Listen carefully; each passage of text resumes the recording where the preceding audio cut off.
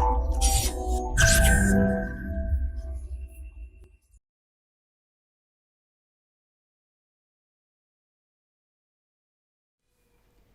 दोस्तों, this is Vishakha Daga coming up with next round of new simplified. ना जब भी कोई मेजर कंट्री में कुछ सिग्निफिकेंट चेंज होता है, जैसे इमिग्रेशन रूल बदल जाए या वीज़ा की सिचुएशन चेंज हो जाए, तो इंडिया पे काफ़ी इम्पैक्ट पड़ता है, because we constitute major immigrants of the various countries of the world.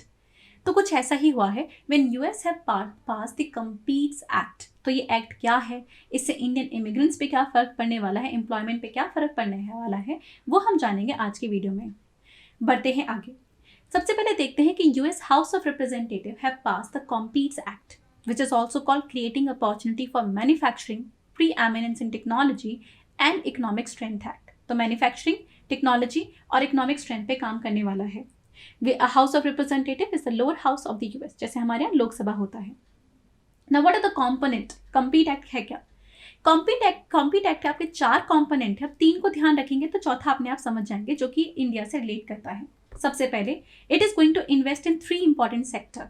$52 billion आपके सेमीकंडक्टर प्रोडक्शन के लिए होंगे। ध्यान रखिएगा, semiconductor has become a major important country in the world. आप देख सकते हैं सेमीकंडक्टर पे ही हम भी ध्यान दे रहे हैं। आपको याद होगा differential linked incentive scheme, DLI scheme हम लेकर आए। हमारे पास सेमीकंडक्टर मिशन है, एवरीथिंग, बिकॉज हम सेमीकंडक्टर को प्रमोट करना चाहते हैं।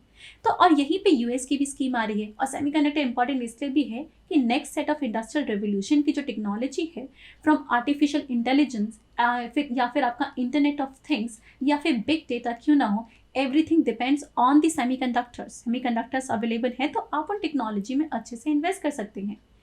दिस इज वेयर इंडियंस की जो ड्रीम है वो यूएस से अलाइन कर रही है, because we all of us are ना focusing on these kind of things. हम भी सेमीकंडक्टर पे फोकस कर रहे हैं। वहीं पे second investment is investment of $45, जो कि आपके ग्रांट एंड लोन की फॉर्म में आएंगे। ये ध्यान रखिएगा, ये जो यूएस है वो ग्रांट एंड लोन की फॉर्म में अप्लाई करेगा। इसका मेन एम है मैन्युफैक्चरिंग को प्रमोट करना और सप्लाई चेन रेजिलियंस को प्रमोट करना। Now this is important in event of China, जो कि अभी मैन्युफैक्चरिंग जो उसको डोमिनेट करने लगी है। However, during COVID, we realized that this kind of dependence caused the problem to entire global supply chain. So many of the country are going for the diversification. हम देख रहे हैं डाइवर्सिफिकेशन, जो कि इंडिया भी चाहती है। And for that reason supply chain resilience बनाने के लिए $45 बिलियन मैन्युफैक्चरिंग में जाएंगे। इसके बाद $600 मिलियन जाएंगे सोलर कंपोनेंट, क्योंकि हम क्लाइमेट चेंज से डील करने के लिए हम अपनी जो क्लाइमेट चेंज जो अपनी रिन्यूएबल एनर्जी सोर्सेस उनको बढ़ाना चाहते हैं। However, China has a major dominance in the solar component, तो उससे भी इंडिपेंडेंस लाने के लिए US is actually promoting to build own solar component.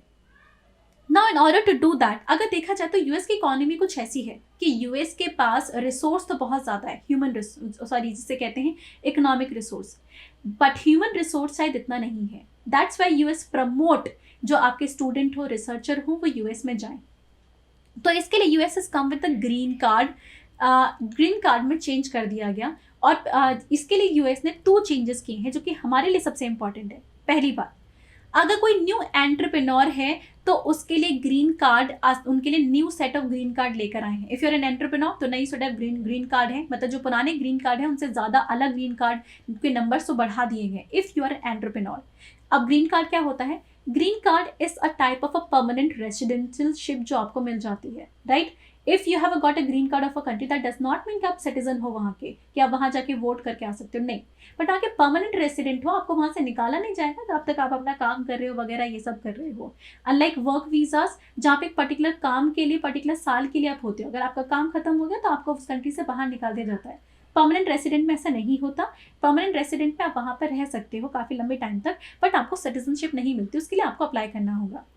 Similarly stem में भी जो पीएचडी कर रहा होगा उनको भी ग्रीन कार्ड में एग्जाम्पशन मिलेगी। जो पीएचडी की पहले लिस्ट होती थी उसमें अगर आप स्टेम टेक्नोलॉजी में कर रहे हो तो ग्रीन कार्ड एक्सटेंशन, जिसमें आता है science, technology, engineering and mathematics, ये सब आपके उसमें आते हैं।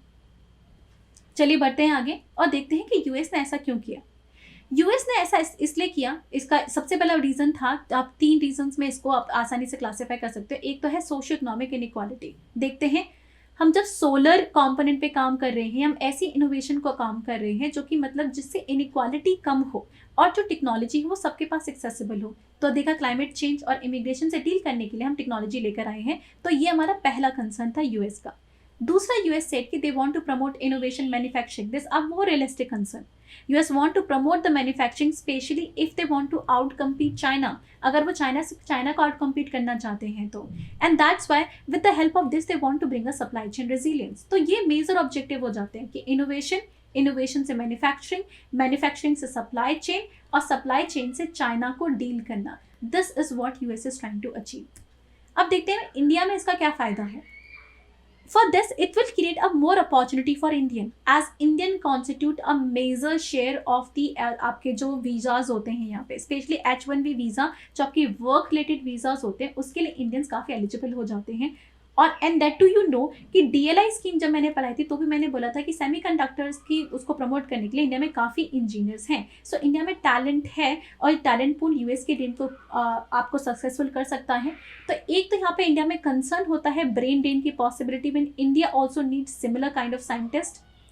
दूसरा, एम्प्लॉयमेंट अपॉर्चुनिटी बाहर मिल सकते हैं जब इंडिया में इनफ एम्प्लॉयमेंट अपॉर्चुनिटी नहीं क्रिएट हो रही। चलिए देखते हैं अब इसका असर क्या होता है, उसके लिए we need to wait and watch. I hope ये वीडियो आपको समझ में आई हो। If that is the case, you need to like and subscribe the video, और नहीं तो अपने कमेंट सेक्शन में डाउट सॉल्व दीजिए। Thank you so much. Current Affairs by Forum IAS is an all-in-one program that covers the dynamic aspect of the syllabus from both prelims and mains perspective. Last year, we have helped more than 100 students crack IAS with our current affairs classes.